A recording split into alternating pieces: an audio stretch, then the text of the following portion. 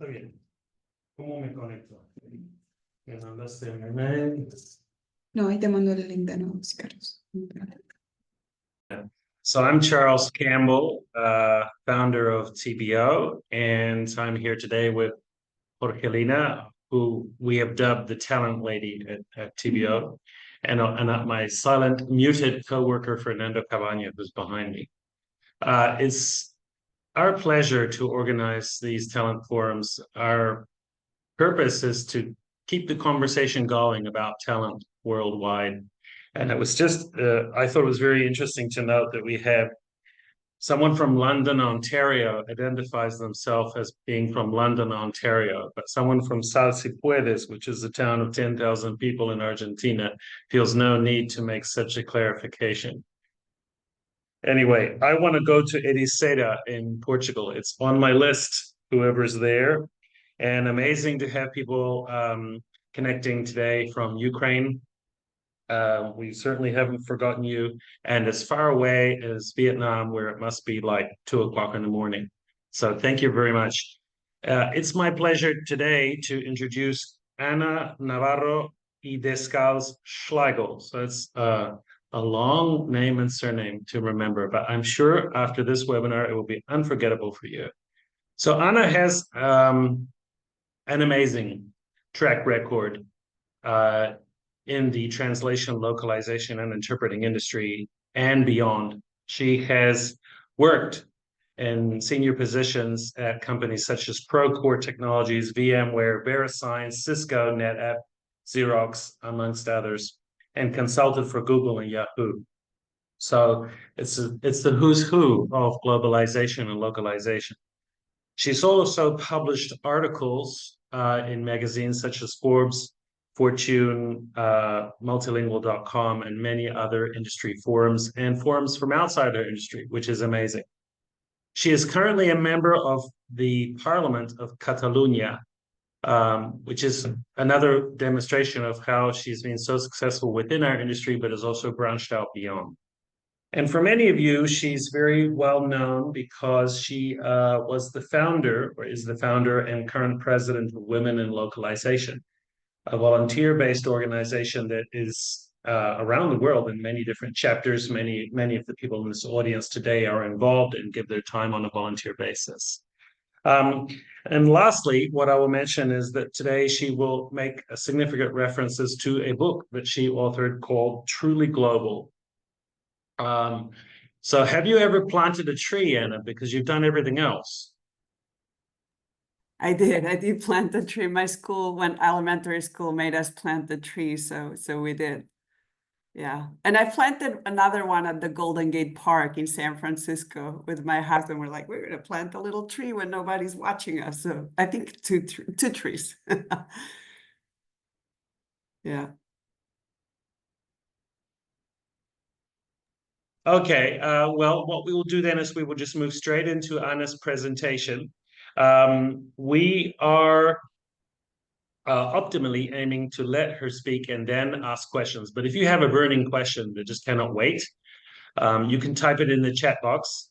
And we may, if it's really, really pertinent, interrupt Anna. But otherwise, we'll wait until the end of her presentation. And I'm sure hoping you're going to have lots of questions. The time slot is originally set for 60 minutes, but we've got some wiggle room to go over. So shoot, Anna. Absolutely. Well, thank you. First of all, I see Kathy Tyra there. She was another vice president at NetApp. We worked together, I don't know, 10, 11 years taking care of NetApp into the world. So it's such a surprise. Thank you. Thank you. Thank you. So thanks for having me. I've learned a lot about TBO talent in the last, month since I've been working with you guys. And thanks, because we really need to help all these incredible amount of talent that's just trying to do the next thing as we all have done, right? So yes, I'm going to base this little talk on the book that I wrote in 2017, and it was republished in 2020, and now it's been translated. And it's called Truly Global, and it was a book that I decided to write because I couldn't see a book that explained really what is it that I was doing. And we used to get so many questions through through NetApp and other companies of like, exactly how is it that you're doing this in such a big way? And how did you embed your teams across the company? And also because I'm the president, one of the three founders of Women in Localization for the last 16 years, we've received so many questions about, globalization. So I went ahead and just wrote the book as if I was, explaining it to myself. And the book was bestseller, still a bestseller, still giving me royalties, which is awesome. When I was writing this book, initially I thought, well, I'm going to write a book about internationalization and engineering and development and product management and what does it take to take a product or a platform or a company globally. And then I realized, wow, it's because of the talent that you hire and the people that you surround yourself with and the thirst that you have to create great teams that I think we've been able to, take these companies such as NetApp or VMware or Cisco or Xerox globally. I definitely did not do this on my own. I was not, the one person doing this. I do have to say that I was the first person always starting, and I have started on my own pretty much everywhere. And then I was able to hire and make the case, but it took many years to make the case and have these bigger teams. And what have you, when you do a good job in a little area, then they give you another area and then another area, and then all of a sudden you're vice president of one of these companies and you don't know, how did that happen, So yeah, the book is called Truly Global, which very much talks about teams as well and processes to be number one in your space if you're taking a company, a service, a product, a platform globally. And processes are awesome. And a lot of people, put a lot of rules and checks and balances and guidelines to go global. But I think that to be number one, you can have as many rules as you want, that if you're not having the best people around you, it's not going to work. These companies that Kathy and I have worked for are number one in their space. They're Fortune 500 companies, thousands and thousands of people, very difficult to navigate them. And it took me many years, I would say a couple decades to realize, or maybe 15 years, to realize once I was probably a senior director, vice president, GM, that it was the people, it was the humans that actually would make this successful or not. The book, I don't know, I'll just give some titles of the chapters of the book, but the book has something that I believe I coined first that's called the globalization maturity model that then the Common Sense Advisory took and ran with it. But globalization maturity model is one of the chapters. Establishing a globalization leadership team is another one of the chapters. I believe it's chapter number 2, and what I will talk a little bit in depth here. There's other topics that people are very eager to learn. Is like, okay, you're running globalization, so how do you align it to the corporate strategy, to the CEO strategy? There is globalization program management. So who do you need to run the day-to-day? There's a chapter on internationalization and engineering is really important. There's product management, there's geo-alignment, because all these companies are in so many countries, right? In Procore Technologies that I just left to move to Europe, I believe we were managing 182 countries on any given day. So I have been an employee. I have been an individual contributor many times. I have started 2 startups, that one I was able to sell very successfully. I still have one in India that's a lot of fun, that does AI coding and all these newer things, because I have to keep the technology going, because I thrive in it and I love it, and I'm a long life learner of technology. Again, one of the chapters is about talent. When I was at NetApp, I was promoted already, I think, to director. And one of our localization vendors brought in Patrick Lencioni, who is the writer of the 5 dysfunctions of a team. And I was very, very lucky to be able to bring them to help me.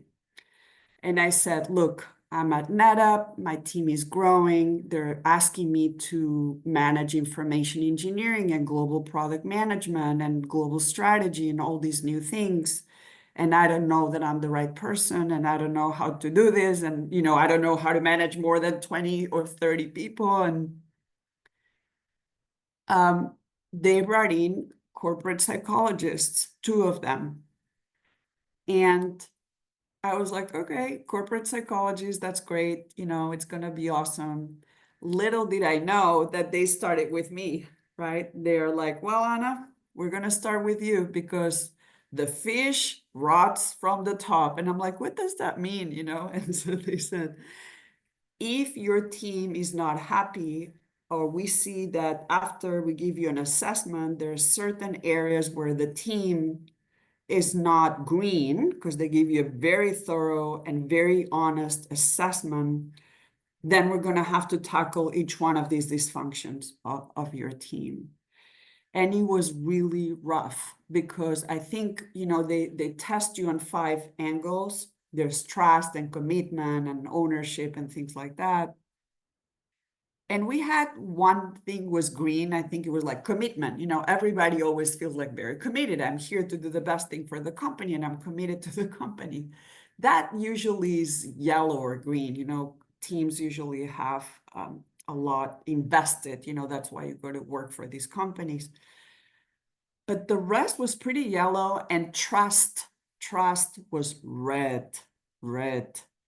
And I think at that time, I don't remember, but maybe we were already 30 people in the team, several of them directors and managers, and we had a lot of vendors. Maybe we were more than 30, but we had to start, or I had to start working with these corporate psychologists to understand why trust people, talent, why were we not trusting each other? And I remember the first time David Ross, Dr. David Ross, I don't know if you guys have ever heard of him, but he's in California. He works for the 5 dysfunctions for Patrick Lencioni. They're incredible doctors. And he said, Anna, we're going to have a very difficult conversation, and we're going to place you in like a circle, and you're just going to listen, and we're going to ask a couple questions to each member of your team. And the questions are going to be, what's Anna good at and what's Anna not good at? Probably the questions were not like this, but something in those lines. And I learned a lot. And Dr. Ross told me, you're going to keep it together. You're not going to cry. You're not going to shake. You're just going to take it, I do remember that after listening to my team and me being super vulnerable and open and just listening to what they had to tell me, I probably had one of the worst nights of my life, right? I was like, oh my God, I'm such a bad manager and a bad leader. But it was the beginning of something incredible. It was the beginning of something incredible. I do have to say that after I went, then he asked my team or my direct reports, maybe like 9 people, now we're going to do the same with you. And that was really eye-opening as well. And then other people went, and we all went through this exercise. But I had to go first as the leader.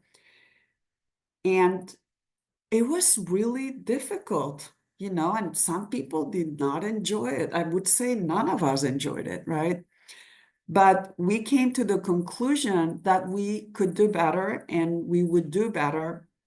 And we created something that's called a rally cry that they are very in favor of, to have something that's called a rally cry. And it was, we're going to become the best team ever. And we called it BTE, best team ever. To this day, I'm talking about 20 years ago. This was like 15, 20 years ago. To this day, we're like BTE, because we did become all green. to go from the amount of red we had or orange that we had to all green, it probably took us a year or a year and a half. And we had to let go of a couple people because one morning on a Sunday, I was reading an article at the New York Times that was talking about a New York company that had an employee that was the most productive, but the most toxic also. And this person was a best friend with the leader, and the leader did not want to let go of this person because they were friends. And the leader got the courage to let the person go, and the morale went up, and the productivity went up multiple times, because now you had not just one person doing incredible, but we had everybody doing incredible. We did have one person in my team at NetApp at that time that was a problem and was my friend. I mean, we became friends. I didn't hire him because he was my friend, but I had to do some of the same exercises of eventually letting this person go. So as a leader, to take care of your talent, you have to be brave. You have to have the crucial conversations. I remember going through this best team ever exercise. We actually encouraged NetApp, HR, and the learning organization to create a crucial conversation class as well. And then everybody, I'm sorry, Kathy, everybody had to take this crucial conversations class. And it was really good. NetApp was a great place to work for and really believed in learning and values. We really lived our values there. Now, what happened, because we ended up having this incredible team and hiring differently and trusting each other more and checking in regularly with this doctor, Dr. Ross, to say, is Anna a better listener? Is this person, less whatever? That we started running the innovation lab for NetApp. And after 10 years, we counted 70 patents. And that just, it took me all these years. Before I left NetApp, I said, how many patents did we file? How many secret, company secrets or prior art? We counted 70, 71 with my chief of staff. And I don't think we would have been able to be this innovative, this crazy, this focused, this wild, to file this many, this much innovation on behalf of the company. And I attribute that to these 5 dysfunctions of a book, and to being very honest and vulnerable and learning what my mistakes were of, I wasn't a great listener, as an example. I would just oh, here's the idea, There's other things that I have learned on how to manage talent, especially when I became a vice president. Kathy here was already a vice president, and I remember having her as a mentor, and I got a personal coach because I remember asking, okay, I'm a vice president of this large corporation. Now, what does a vice president do? And this coach said, Anna, there's many ways of being a vice president. One of them is to not speak that much and only catch your team if they're going to make a mistake, or to coach them by asking questions like the typical, that's interesting, tell me more, have you thought about that? And so that's some sort of leadership that I practiced and that I enjoyed very much. Versus before, I would have told the team, this is what I want, this is the solution, I can see this vision, here's where we're going.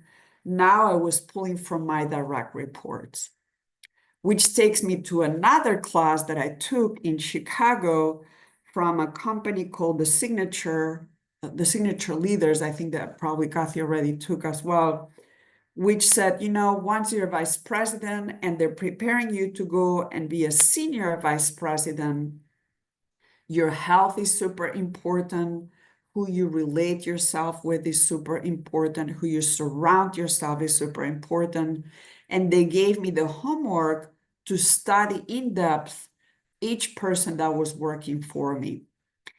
And I remember the principal or the owner of these agencies said, Anna, the people that work for you will make you or break you. And it's a little bit the case of my previous experience that if you have a person in your team that's not contributing, you're going to spend a lot of time resolving this one person's interactions with other people.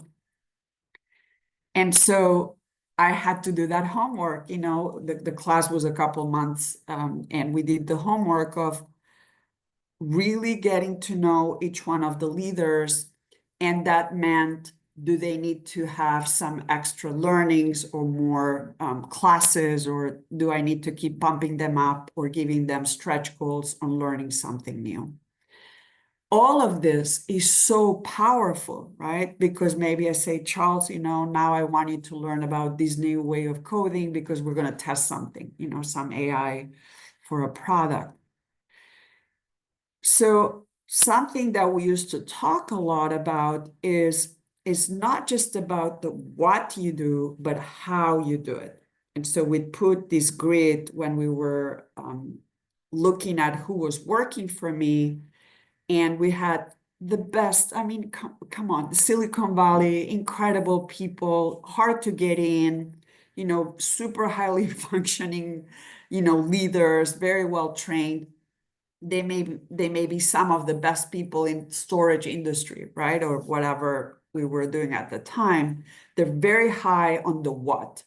They know the competition, they know the partnerships, they know what's happening at Google, Microsoft, Amazon, you know, all of this. They can place incredible products, partnerships, apply, you know, faster data processing.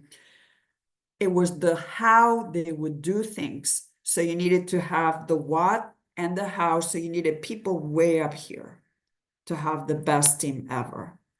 And so together with my team, we rode this wave of like, we need to be the best, but are we the best? You know, like, what is it that we need to keep doing? And some of us joined university programs again. And some of us took LinkedIn learning classes. Many classes were being given through NetApp. So there's all these corporations, Google, NetApp, VMware, they all train you all the time.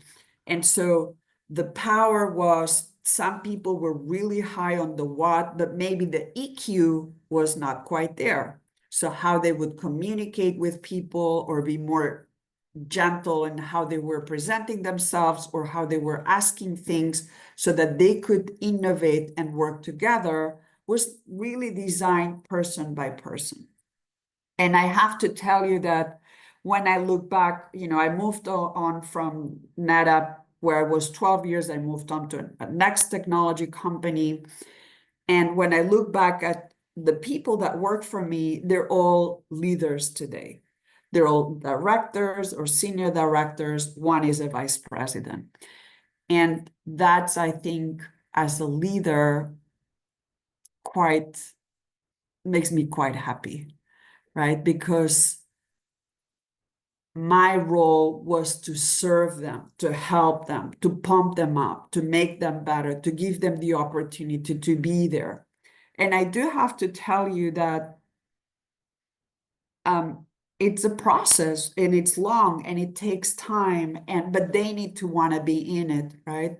I also needed a lot of help. I needed friends at work. I needed a coach, right? And I needed to keep learning, and I needed to go to a lot of panels and hear. And I think this power of being open to learn and listen is something that I learned through Patrick Lencioni's organization of remaining humble, learning who you hire and who works for you. Do they have your back? And are you all like a basketball team? I remember that we used to call each other like we're a basketball team. There's no questions, right? You're going this way, you have each other's backs. There's like a lot of support there. Another thing that we created, and it was true for the corporation as well, and many corporations have this, is the power of values, agreeing on values. Values can be so, so powerful. So if you have a value of transparency, hello, you cannot just keep secrets, right? If you have a value of clarity, you're going to have to be as clear as possible. If you have a value of openness, you have an open door policy, right? Speed was one of our values at NetApp, I remember. So all of this is in the book because I thought we just didn't get to, push these companies to being number one in Japan or number one in the States just because of the pure sheer amount of technology and patents, but it was the people behind it. It's the people and the talent that you bring in that want to be part of this basketball team, and they believe in these values, and we spend so many hours at work, right? That at least there's not enough, there's no, let me just say it, there's no bullshit, there's that if you can cut it, if you can cut it and you can be honest and transparent and have those crucial conversations that I was talking about, it becomes quite powerful. And so I'm going to stop here because I'm throwing in a lot of words and stories and exercises that I have tried that I know that may not be for everybody.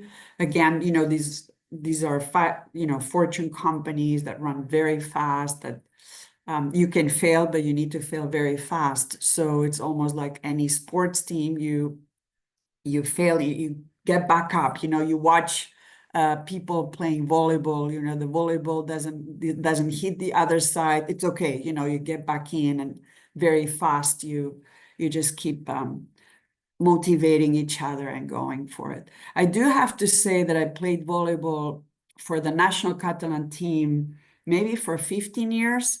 So I forgot to say that at one point I became the captain. And that's when you learn that you don't leave anybody behind, that you're just one other person, and everybody you need every single person to win. So those things have worked really well. I did have to learn a lot. I was not a great listener. I didn't know what good management was, but I had great friends and role models. I think seeing people that are awesome is very motivational also, and very humbling. And you can try to mimic them, little things, it's like, oh, I like how the person is sitting, or I like how the person is dressed up, or I like how the person asked that question, So yeah, I'm going to say 33 years of leading a lot of diverse teams, right? It's also, I learned not to put an Argentinian to debate a Korean as an example. Because, cultures have such an impact, how some cultures are super open, and some cultures, I had a vice president of engineering in my team from Korea, and she, not only was she from Korea, but she was an introvert. So, I would put her sometimes to resolve things with this super extroverted Argentinian. And although she was his senior, he would just eat her alive, And so I'm like, oh, these cultures are not working. So you have to be very agile, to redo things or step in, as you see stuff like that. There's two other things that I'm teaching. I teach a lot here at different universities in Barcelona right now, in London also, and I talk about two vitamins, and they're like, okay, she's going to talk about vitamins. One vitamin is called vitamin N, and the other one is vitamin T. And vitamin N, I learned from Kipchoge. Kipchoge, I don't know if the name rings a bell, but he's the #1 marathon runner in the world. So he's from Kenya. And he explains that he applies vitamin N every day. And I'm like, what is vitamin N? And I had to look at one of his YouTube videos. Vitamin N is vitamin no. He's like, I say no a lot. And so that was awesome. And then vitamin T was from a chief of strategy at one of the companies that I worked for. And he said, Anna, you take everything too personally. You need more vitamin T. And I'm like, what's vitamin T? And he said, Teflon, Teflon, you know, the pans that are made out of Teflon, and they just let it slide. He said, the higher you go, you can't be worried at the level you're worrying at because you're not going to sleep at night. So, you know, those vitamins have helped saying no and letting it slide a little bit. So I would love to open it up a little bit. Let's see.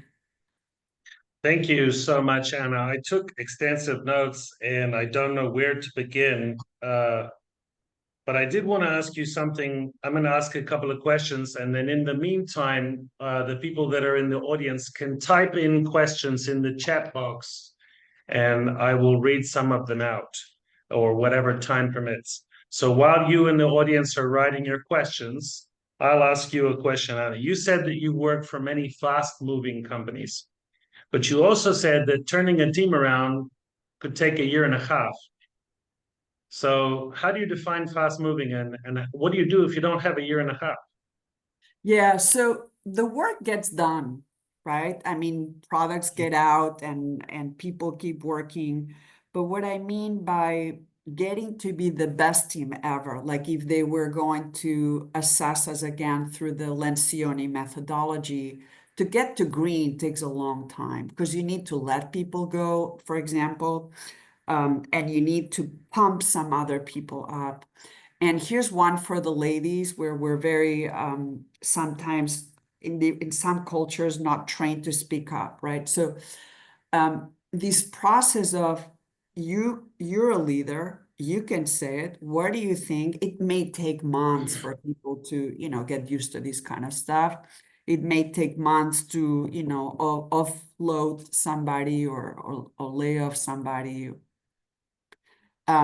It also takes time to start seeing everybody saying good morning. Some people can just say it, you know, it's like, let's start by saying good morning, you know, like something very easy. But because I've always had so many cultures that some are very quiet and some are very loud and some didn't want to sit next to some of the louder people. So it took me a while because I had to realize and I had to really take care of a lot of people. At one point it was like a couple hundred people. And I have to tell you that Kathy and I run a 1,100 or 1,300 people organization as well at one point. And so that's a lot of people, right? To keep it all green. So you have leaders that get sick, you have leaders that go on maternity leave, you have leaders that are new. And so that's why it took a while to get us to green, and it takes a lot to keep it green, you know. So we actually created like BTE t-shirts, and it became our brand, you know, our values. We had to remember them all the time, and we had to do exercises of like, how are we doing on trust and how are we doing on commitment, who's committed, who's not committed, right, in a non-threatening way. Obviously, as a leader, if you see that somebody's not performing, hello, obviously you're going to start talking to this person, right? And apply some strategies to help them and to tell them that they should do better and give them the tools to do better as well, right? So I would say it took a year to be all green, but it took always to stay green or very green. And we would retest, and we were for the most part green, and everybody was so happy. We're like, we did this, we like each other, you know, we can do things. We had to do a lot of role description, like you're in charge of this, and you're in charge of this, and you're in charge of this, and bringing clarity to the roles was always very, very helpful, and not making sure that people sort of have the same role that can bring, you know, some friction. So once the person is clear, has a good roadmap, has the tools that they need, obviously we were not always able to give the budget or the tools that they needed, but the more you work on these things, they see that you have their back, right? So it's a constant exercise. Okay, that was fascinating.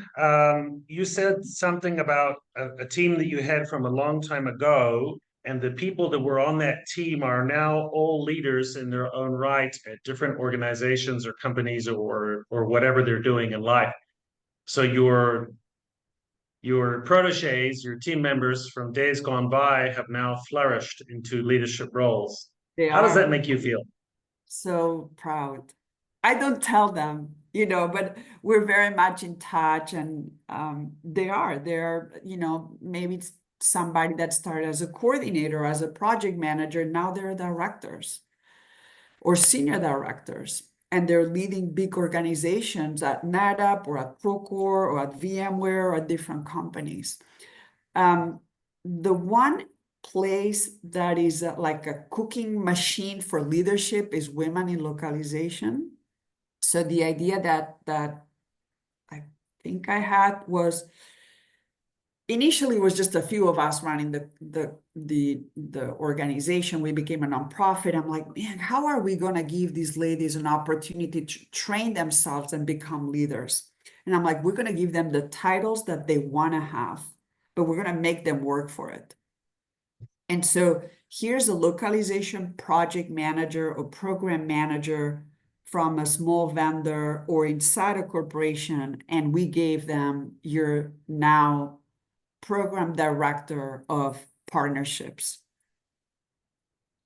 They could go to their boss, they could go to LinkedIn and say, I'm a program director. Hello. These people believe me. Now, it does not mean that we would give them the titles and leave them alone, right? So we would spell it out. It's like, here's, you want to be program director for women in localization? Here's what we need from you.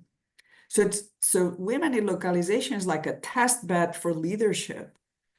And so they're women, I tell you, that became presidents of women in localization.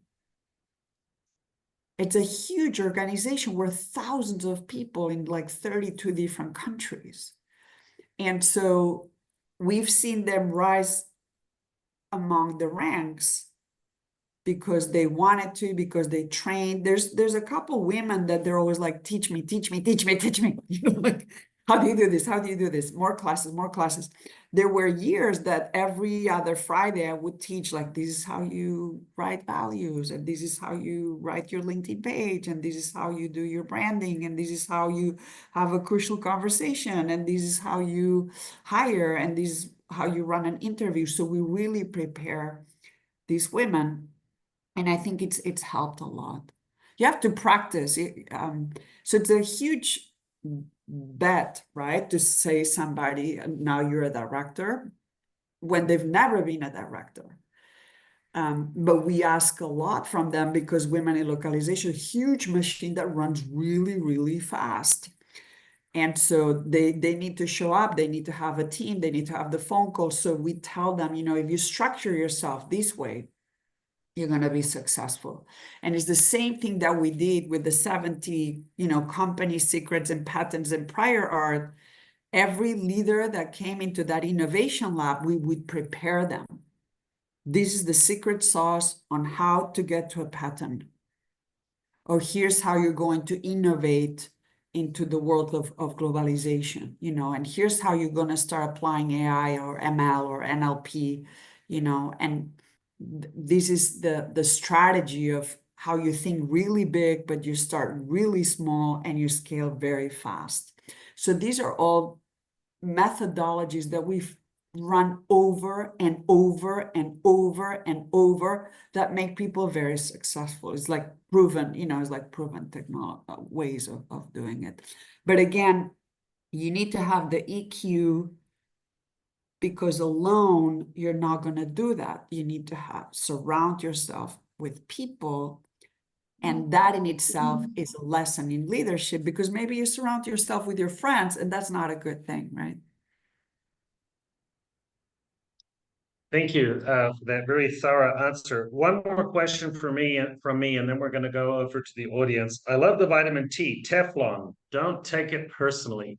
I think when we take things personally, we kind of get stuck and go over and over and spend a lot of energy on whatever, didn't work out or who didn't work out.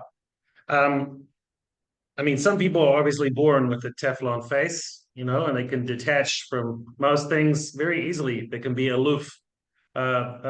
George Bush as president, very, very aloof, for example, to a lot of what was going on. But, barring going to the golf course every Friday, how do people develop this ability to have the Teflon and to be able to move on as quick as possible after milk is spilt? There's two techniques that there's actually three techniques. One was the chief of staff for our CEO. She was mentoring a few of us all the time. And she would say, Anna, when a bad thought or you've seen something that you don't like or somebody pissed you off or something is not going well, throw it, write it in a paper and throw it in the waste basket. Just throw it away and move on. She was very, and she's a CEO right now of a very important company, the Silicon Valley. She made it really big. I was like, okay, I'm going to write in a piece of paper and throw it away. And it gave you somehow, it sounds silly, but it gave you somehow the fast change of like, oh my God, they didn't invite me to the trip to, it's okay. They didn't invite me on the trip into the trash can, I did have to take a lot of psychology classes because I started to understand through several organizations that train senior leaders here in the Silicon Valley, what is the amygdala and where do you revert when something is bothering you, you really revert into your teenage years or your child years or your kid brain, And so I trained myself to say, oh my God, I'm in my teenage brain right now. This is a lot, like, oh, I'm in my teenage brain. So go back to your adult brain, Anna, like how, and you just train yourself to put things in perspective. You have to get so much perspective because if you get stuck, you can't really lead, right? You can't really commiserate with your employees. They're not your friends. They're not your family. They're there to do good work and bring a paycheck home. And I cannot be bothering them with my problems or like, oh my God, did you see what, gossiping, things like that, or this is not good, right? That's why you have your real friends for those things. But, and so you also need to learn your position and you need to learn who you are and remember, why are you there? Why are they believing in you? So things like this, like they chose you for a reason. I remember when I was little in school, they already asked me to present in front of parents several times. I'm like, ooh, why are they asking me to speak in front of all these hundreds of parents? They chose me for a reason. My dad said, Anna, somebody saw something in you, so just go and do it, And so I'm like, okay, somebody thought about me that I could do a good job. I'll go and do a good job. Maybe I don't see it. I really don't see it. I mean, Kathy knows me very well. I still think that I'm really bad at so many things. And then, okay, but somebody believes in me. I do it, Teflon, vámonos, Okay, Julie Guten has a question. Can you unmute Julie so we can get her to ask her question? Hi, Charles. How are you? Hi, Anna. Nice to meet you. Nice to meet you, Julie. My question was, how did you define those specific values? And if it was a team decision or just you explaining them which values you choose?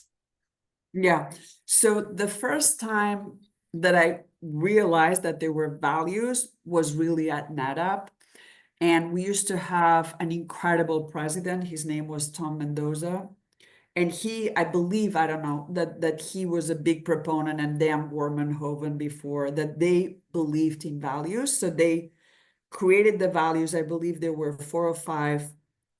And they literally printed them in very nice cardboard, plastic cardboard paper, and it would say, this is the value, and then it explained the value. And then it explained, for this value, you're gonna react like this or behave like this. And my favorite is, it's not this, it's this. Each one of them, right? So I started to learn how to do things with values like this. We took those values in my own organization. And I remember when we became a nonprofit and we became bigger with women in localization, I said, hey, I would love it if we had values. And every year when we do our strategy session in December and we kick off the new board in January, I make sure that we have those values. And values are comforting because you can use them when you're afraid, when you're scared, and you can say something like, in the spirit of openness or in the spirit of clarity, I would like to know more about this, and people use it. We misuse it also. In the spirit of openness, I'm going to tell you whatever. That's the wrong way of using it. And so that's where I learned that these companies, some companies that I've been at, they have values and they don't live them. And some companies like Cisco Systems, NetApp, they really live by their values, at least in my experience, right? So different executives live them differently or use them, don't use them. Some don't believe in this kind of stuff, like it's not for me, but I've always been a big sucker for values. And then at Women in Localization, it was very much a team decision, right? I let them choose like, hey, these are some values, what would define us better? So you can make it like a game. If you Google NetApp values, yeah, there's Kathy, she just entered them. They're leadership, trust, and integrity. Trust and integrity favorite, right? Like, what does it mean to have integrity? And then simplicity, right? Because anybody can complicate things. It's so easy to complicate things, but how do you keep them simple? I love Sir Richard Branson. He says, any idiot can complicate things, but a leader will simplify them. And so you can propose to your team, you don't need to be the leader of your team to have these values, right? It makes for a good teamwork. I do have to say, you need to have the right work environment to have these values. It's not always been possible, right? Like I've been in places like, I would like to have values, and they're like, no, So it needs to be the right environment. Yeah, Thank you, Anna. Yeah, you're welcome. Yeah, love the Richard Branson quote. That's so cool. Any idiot can complicate things, but a leader will simplify them or can simplify them. It's not I exactly want to like, go back up to a question from Pablo Lino. Could you unmute Pablo and ask the question yourself? Hi, Anna, how are you? Because I see a lot of leaders from smaller and medium-sized companies here. So I was thinking that global strategies to go global are something very present at large-scale companies, but what are the aspects that these leaders could think of in terms of cultural fit, remote work management? What could be a piece of advice for them to make the decision to go global and hire internationally, for example? So let's say, Pablo, that the company knows that you're entering Italy. I'm just going to make it up. You're entering Italy and you're entering Japan. So companies at the strategy level spend a lot of time looking for the leader, the country manager, as they call it, right? And then they're going to set up their teams. Maybe it's, you know, Charles needs to hire one person out of the Ukraine, or this is many different setups and settings. But one thing that we tend to forget is that we all come from very different cultures. And in my own case, I'm a Catalan. I was born at the border of France and Catalonia, but I grew up in the States, and I just came back to Europe 4 months ago. So I'm very much American raised, American made, you know, all these companies. And I'm having a hard time adapting, right? Because the culture, I'm an American, all of a sudden I'm in Europe, the way we do things here, the way we do things there is super different. And I have hired people, I don't know, at one point we had people from 30 different countries, and we did a lot of games. You know, we would do like Thirsty Thursdays or whatever, right? Especially during COVID, like, Pablo, where are you from? What's your favorite song? What's your favorite dish? What's one thing we don't know? These things that seem silly, people started loving them. And then we would start playing more complicated games, like painting each other and doing things to get to know each other, right? And one of the BTE, when we became the best team ever, we had a leader, we had a culture leader. And the culture leader would explain, hey, we're 22 cultures.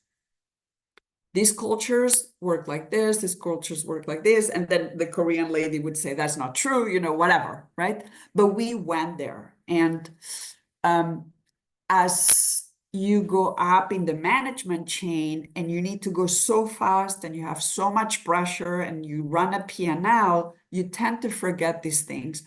But you have to have somebody in your org that will actually help you run this, right? So I trusted, you know, somebody said, oh, I want to be the culture coach, because we had coaches for this best team ever.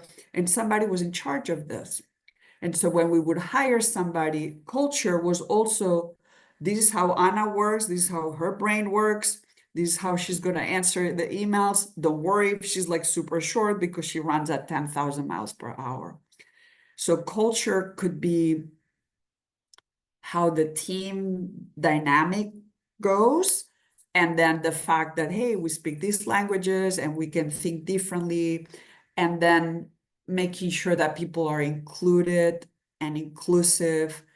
And obviously in the States, we're very, very careful with being very politically correct. And I know that sometimes when Europeans come in, they make jokes that are not going to be accepted in the States. People go, oh my God, he just said that, right? And so you have to spend a lot of time in the back saying these things are acceptable, these things are not acceptable. There's a book that's called Good to Great, that has the best letter, that is a letter from the president or the general manager or the group manager that says, welcome to my team. Here's how I work. Here's who is who. Here's how we work. Here are things that you may not like. You know, here's how we run the meetings. Here's how you prepare an agenda. And so I think that helps a lot to integrate and assimilate, and then, you know, you just get to know people. And we always encourage to be curious and to be respectful. And companies in California are very, very PC, very, very politically correct. It's not the case in Europe. It's very, very different.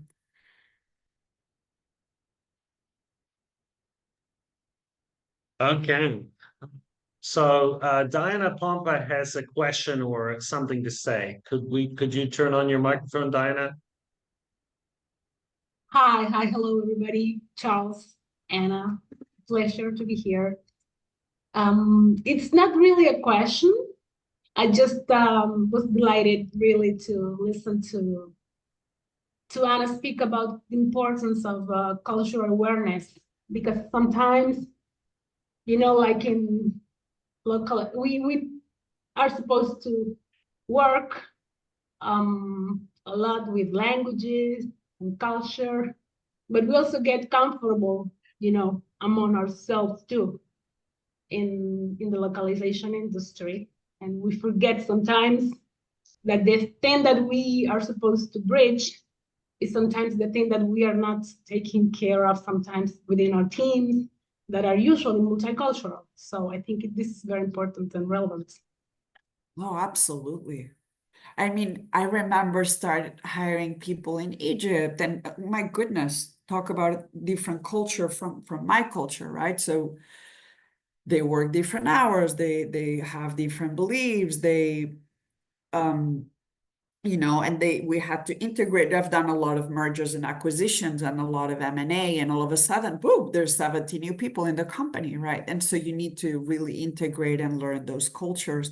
And also, I remember one of my bosses kept sending emails over the weekend, and I had to say, in Europe, it's actually forbidden. It's against the law. You can't email your employees on the weekend. And so you can have these conversations of say like, hey, in your country, what's culturally a no-no? Because sometimes we don't know all the compliances, or if you may be working with people in the Middle East where they literally have to work different days of the week, right? And companies make a lot of decisions, like we're moving 70 engineers from the Ukraine to whatever, right? When the Ukraine, there's somebody from the Ukraine here, like we lost, not lost, but we had to move 70 engineers out of the country. We had to let some of them go and fight in the war. And so being culturally sensitive to this, women in localization, we have a very large group of women in the Ukraine. And so being locally savvy and aware and not assuming, how do you do it in your country? Is this acceptable? Caring for this. It's nice. I hear myself, I'm like, man, Anna, you sound like really nice. But many times when you're making big decisions, right? There's layoffs and you have to move teams and you have to change bosses and stuff. It's always not possible, but you have to keep remembering yourself. That's why the Patrick Lencioni, when we had coaches, to keep me accountable, or to keep each other accountable on these kind of things, right? And they were really free to say like, Anna, in that meeting, that didn't come out right. That's fine. Thank you for telling me. And we move on, right? I'll try to do it better next time. So yeah, cultural awareness is very, very important. Thank you for saying that, Diana. Thank you, Anna. We have another question from the top, from our wonderful organizer, Jorgelina Venturi, about your vitamins. You want to ask the question verbally, please? Sure. I really loved the concept about vitamin N and T, and I was actually wondering if you have your own personal vitamins that you rely on.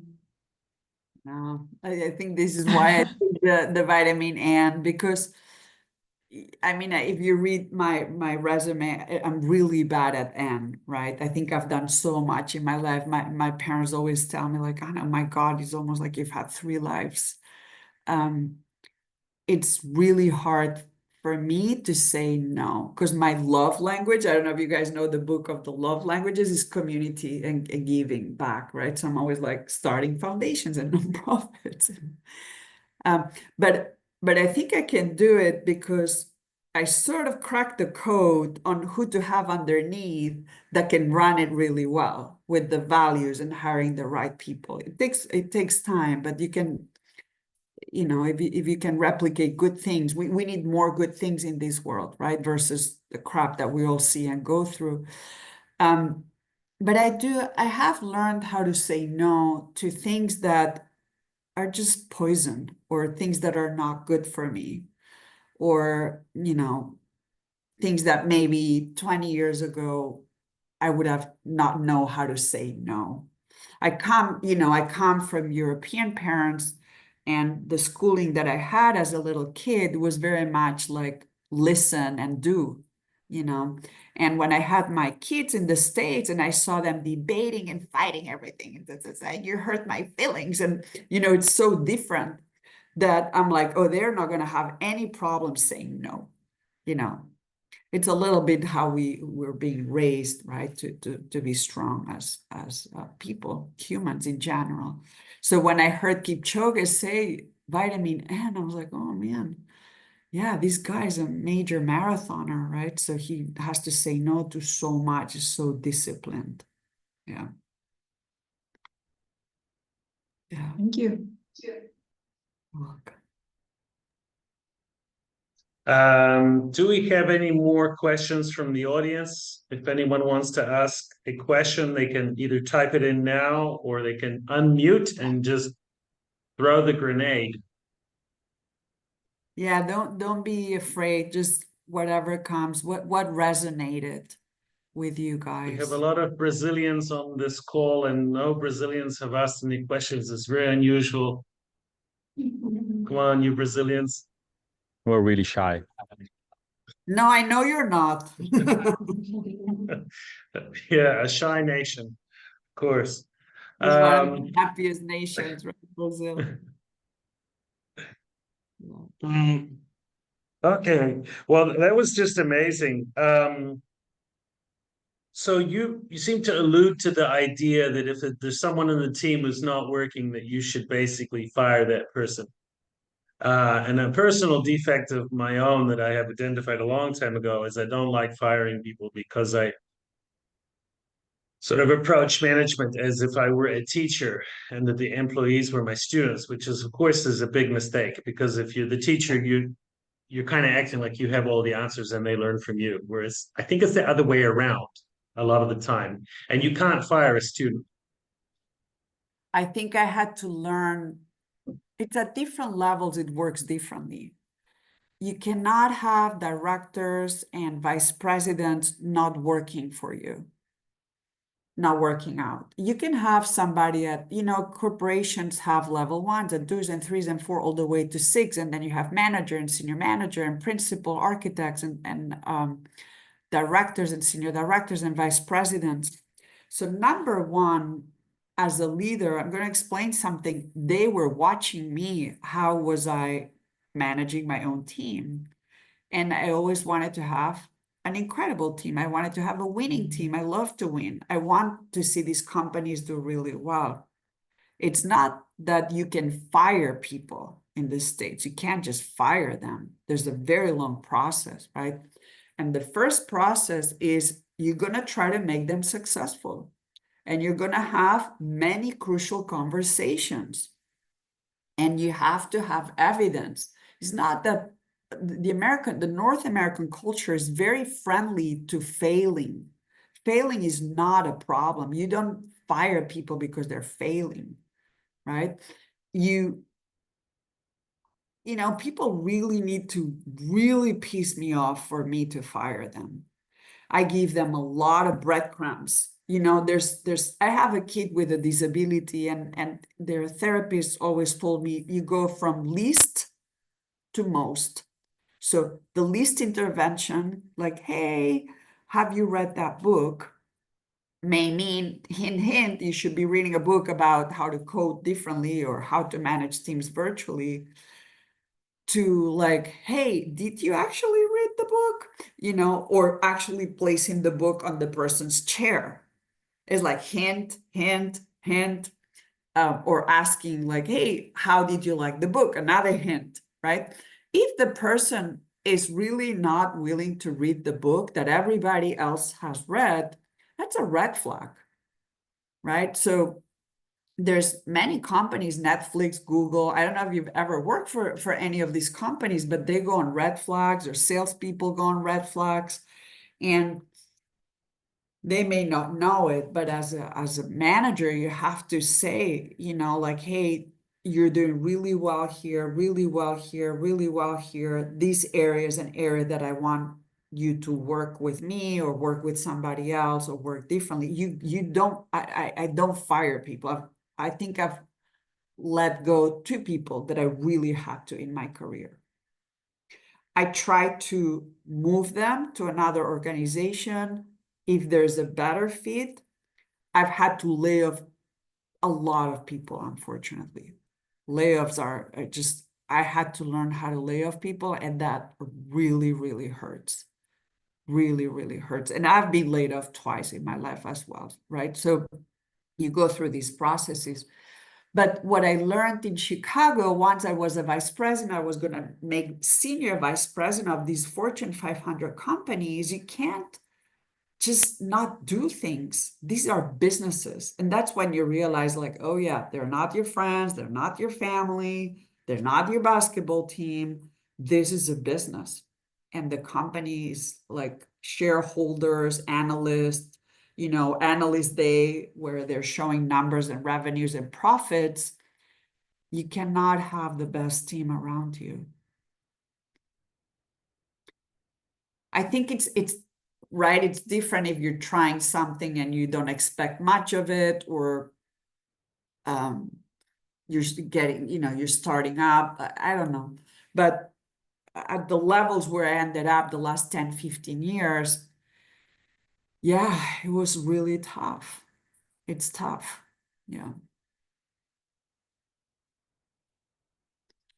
Diana says, one more question. Do you have any broad advices on hiring people for a small business owner? What should we pay special attention to during the hiring process? I would say how flexible they are. And if they maybe see things that you don't see, if they are helpful, if they're flexible, if they're willing to put in the work and help you, if they align with you. Don't hire anybody that doesn't. If during the interview process you're like, there's something wrong here, really trust your gut. I'm full on 100% a gut person. I'm really zero analytical, zero. That's why I always had to have somebody with the data and the analysis. And so, I mean, this is very broad advice, but have a few people interview this person and then have a meeting about it. Like, what did you see that Anna could bring? And interview different people and then do like the pros and the cons, and don't hire the first person either because you're desperate or you can't find somebody. You'll find the right person. If you're not finding the right person, maybe change the job description. I think being agile, being somebody that knows how to work, not just the work, but how to work, goes a really long way as well.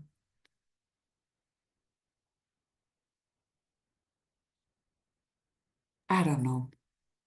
I'll add a comment there. Yeah. So You know, much I fun. interview, gosh, hundreds of people about job positions all the time, talents who are looking for work and people who are looking for talents. And the word flexibility comes up in every single conversation. And talents will say that they want flexibility, and employers will say they're willing to give flexibility. But often there's like zero definition of what that really means, because it's like by nature, oh, I'm flexible. So I don't even have to define what flexible means. I'm so flexible. And then when you have things like parental responsibilities for mothers and fathers, sick leave, it seems to be like a bridge that has been well crossed in Europe, but the United States still struggles with the notion of sick leave and maternity leave and just life happening to people. So what's your take on flexibility, Anna? I think that people earn it, and also there's a lot of very fair moments in life, And I have seen a huge change. I don't know, I can only talk about this, the California laws, huge change. When I had my first child, they gave me like 6 weeks of parental leave. And I'm like, oh, I'm going home with a 6-week-old. I'm going back to work with a 6-week-old, you know, that was a disaster. But now when people go on maternity leave, they can go out for months, and then there's even paternity leave. So there's more flexibility, you know, that talent today wants to work from anywhere. And sometimes you're like, where are you working from today? When, you know, I was like, I'm in the Canary Islands. I'm like, oh, didn't know, you know, so it's really changing. It's really changing. And companies do struggle because you're not allowed to work, I think, 2 or 3 weeks of the year outside of the country for tax reasons and things like that, but people still do it, right? Because you can put a background, a wallpaper, and, you know, who knows where you're working from. If the person is awesome and if the person is great and you want to love them, because otherwise you're going to lose them, you have to be flexible. You do have to be flexible, but flexible doesn't mean that you're gonna let them slack. Okay, we have a question from Brazil, from Luciano Arruda. Okay, I'm Brazilian, but I'm in the US here. I'm in California, in San Jose.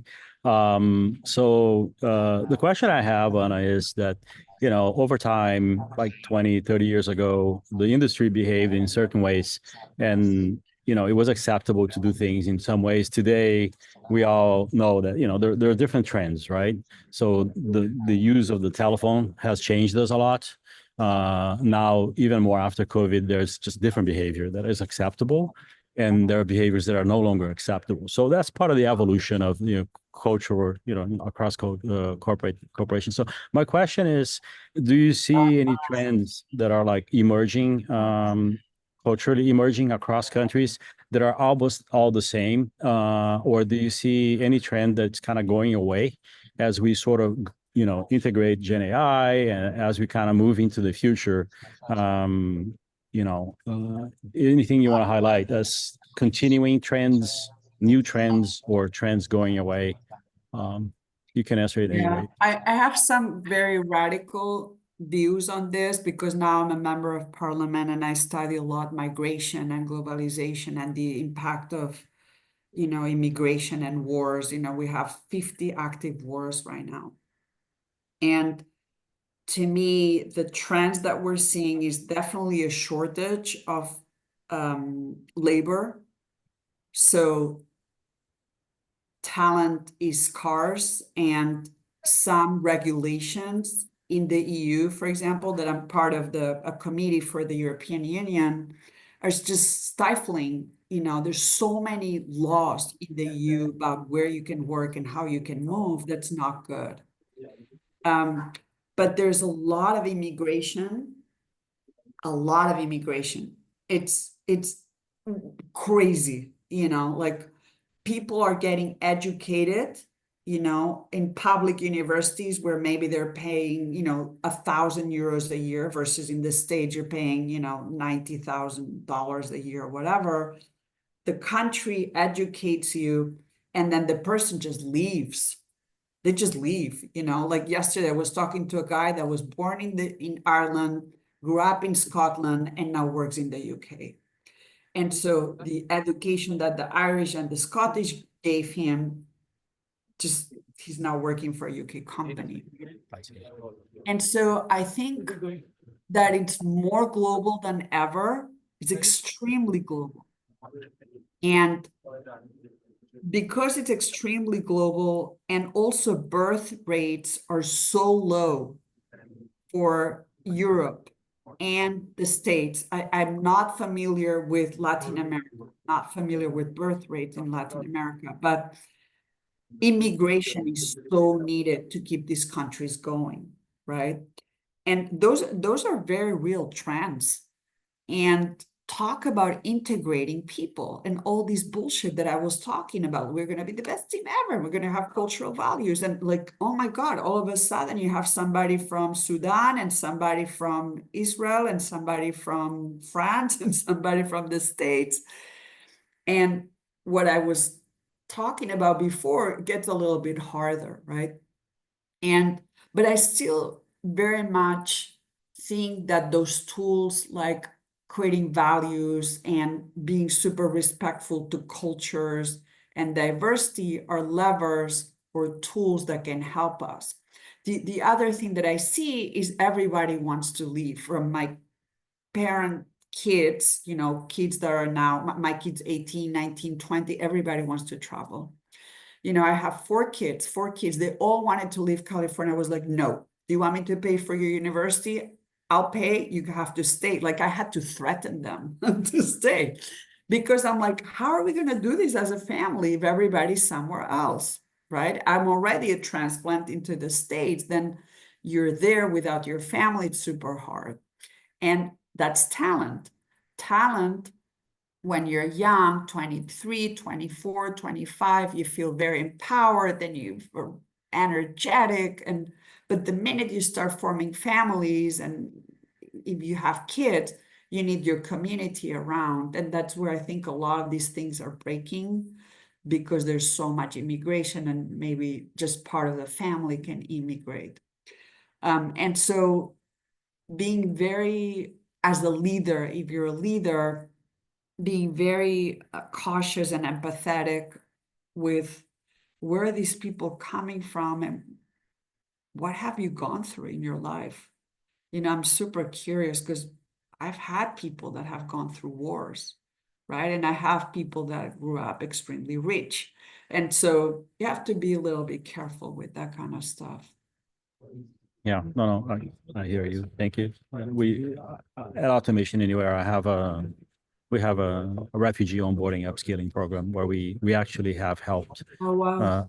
direct migration from country to country, because we give them digital jobs, and that qualifies them for immigration. So I hear you. Well, thanks for doing that, because it really, the world, I think that's where it's changing, where we cannot expect that, you know, people from your same nation and your same neighborhood and everybody knows each other and you're going to make each other favors. Kind of goes a little bit, but this is all, I think it's going to go away, or it's going to be like a smaller percentage of what it used to be, that you used to work, you know, your parents used to know everybody that they worked with, right? Thanks, Luciano. Yeah. We'll have one last quick question from Christine Sheikh. It says, any advice on how to navigate a dotted line management structure within a global company and managing people in other departments and countries with a dotted line to you? So a brief answer if possible. It's called drinking wine. They have a glass of wine. I think dotted lines are so hard, Christine. Dotted lines are tough. And he's like, that's okay. They're going to have a dotted line. It's like, yeah, dotted lines bullshit. You know, like dotted lines are hard. And especially when you add the global aspect, that you don't necessarily have offsites or can grab lunch together and stuff like that. So sometimes with the dotted lines, you just need to show up as a great person and a great leader, and just put the structures that are going to keep these dotted lines happy. And you have one-on-ones as if you wanted the best for them to happen, you know, and you include them a lot in like what decisions you make, and can you comment, and can you edit, and can you, what would you add, and just make them yours. And you make them yours by including them in the objectives and the product briefs and in the values and in the timelines and the approaches that you would do, you know. Yeah, it's a tough one. But, you know, we're all people. And sometimes there are companies like at Apple and companies like that, they're not so hung up into who's the boss and who reports into whom, although it's, you know, they say it, but it's very, very important. But management structures, to me, the more clear, the better, but it's not like that all the time. And so I think how you speak and how you care about these people is going to go a long way. If they like you, if they want to work for you, they may actually eventually ask you, like, Christine, can I work for you?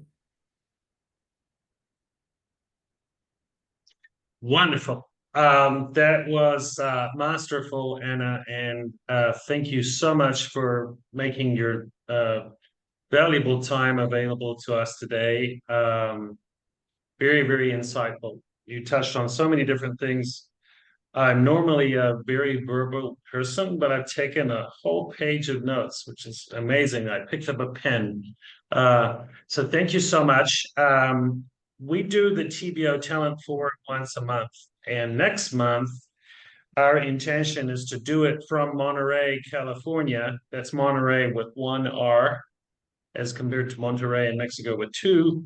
Monterey, California at Lope World. And our idea with Jorgelina, her idea, not mine, great idea, is to do it on site, face to face, like actually with the people rather than virtually. And then transmit it internationally. So we'll see how that goes. We're still looking for speakers. So if anybody knows anybody who's going to be at Lock World in Monterey and would love to be involved in a TBO Talent Forum, let us know. Thank you so much, Jorgelina, sitting right next to me, for your hard work in making this happen, and everyone else behind the scenes here at TBO. And thank you, Anna, and thank you to all our people in the audience too. Great questions.